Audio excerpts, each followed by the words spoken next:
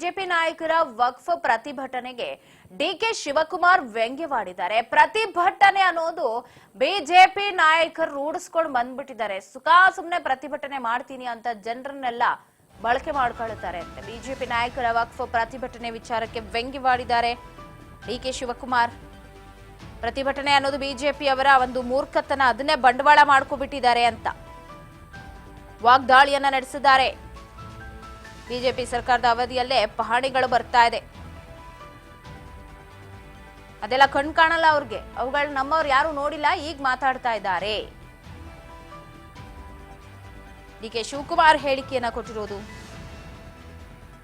ವಕ್ಫ್ ವಿಚಾರದಲ್ಲಿ. ಬೆಂಗಳೂರಿನಲ್ಲಿ DCM DK react. ಒಂದು ಕಡೆ ಯತ್ನಾಳ್ ಅಂಡ್ ಟೀಮ್ ರೆಡಿ ಆಗ್ತಾ ಇದೆ, ಒಂದು ಕಡೆ ಬಿಎಸ್ ಯಡಿಯೂರಪ್ಪನವ್ರ ಪುತ್ರ ಬಿವೈ ವಿಜಯೇಂದ್ರ ಅವರು ಒಂದು ಟೀಮ್ ರೆಡಿ ಮಾಡ್ತಾ ಇದ್ದಾರೆ. ಅವರು 3 ತಂಡಗಳನ್ನ ರಚನೆ ಮಾಡಿ 3 ಭಾಗದಲ್ಲಿ ಕಳಿಸ್ತಾ ಇದ್ದಾರೆ.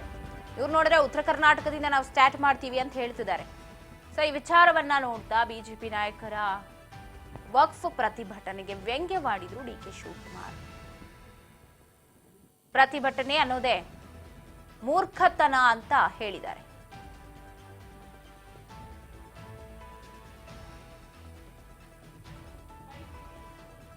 ಏನ್ ಹೇಳಿದ್ರು ಡಿಕೆ, ಕೇಳೋಣ ಬನ್ನಿ. ಎಂಎಲ್ಎಗಳನ್ನ ಮಾಡೋದಲ್ಲಪ್ಪ ಅಂತ ಹೇಳಿದ್ದು.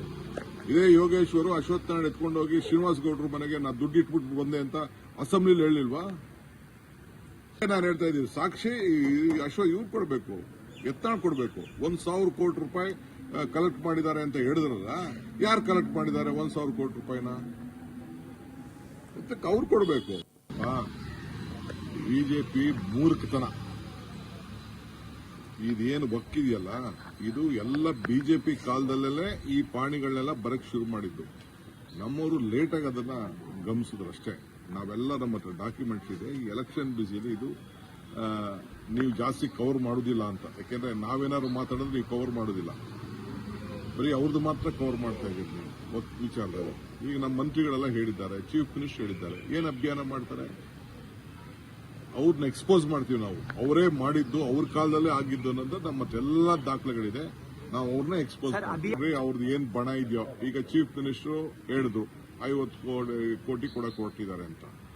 ಯಾಕೆ ಚೀಫ್ ಮಿನಿಸ್ಟರ್ ಹೇಳಿದ್ರು ಅಂತ ಅಂದ್ರೆ, ಯತ್ನಾಳು 1,000 ಕೋಟಿ ರೂಪಾಯಿ ಕಲೆಕ್ಟ್ ಮಾಡಿದ್ದಾರೆ ಅಂತ ಹೇಳಿದ್ರು ಇಲ್ಲೋ? That is the evidence.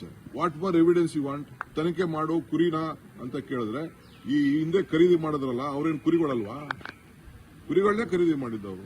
ನಾವು ಅದನ್ನೇ ಕೇಳಿದ್ದು, ದನ ಕುರಿಗಳು ಖರೀದಿ ಮಾಡ್ದಂಗೆ ನೀವು ಎಂಎಲ್ಎಗಳನ್ನ ಮಾಡಿದ್ರಲ್ಲಪ್ಪ ಅಂತ ಹೇಳಿದ್ದು.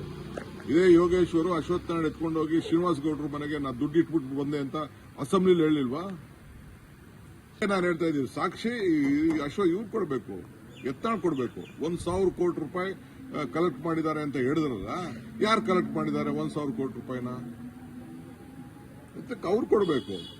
ಅವರು ಸ್ಟೇಟ್ಮೆಂಟ್ ಕೊಡಬೇಕು. ಪೊಲೀಸ್ ಸ್ಟೇಷನ್ ಕಂಪ್ಲೇಂಟ್ ಆಗಿದೆ, ಪೊಲೀಸ್ ಸ್ಟೇಷನ್ ಮುಂದೆ ಬಂದವ್ರು ಹೇಳ್ಬೇಕೀಗ ಯಾರು ಹೇಳಿದ್ರು ಏನು ಅಂತ. ಹಿಂದೇನು ಹೇಳಿರ್ಲಿಲ್ವಾ?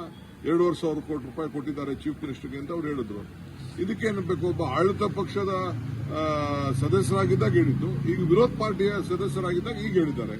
ಅವರೇನು ದಡ್ರ? ಅವರು ಈಗ ಫಾರ್ಮರ್ ಸೆಂಟ್ರಲ್ ಯೂನಿಯನ್ ಮಿನಿಸ್ಟರ್ ಆಗಿದ್ದವರು. ಬಿಜೆಪಿ ಮೂರ್ಖತನ.